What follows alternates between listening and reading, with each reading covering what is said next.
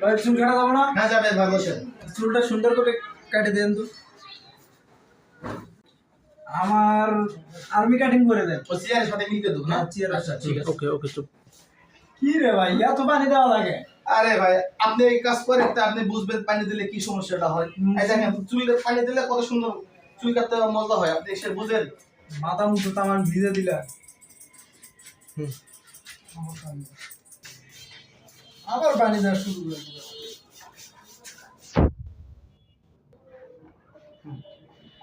হ্যাঁ দাঁড়া হ্যাঁ ভাই, দাঁড়া।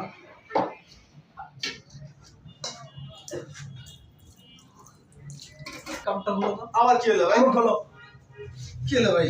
খোলো খোলো। লাইলাম ভাই।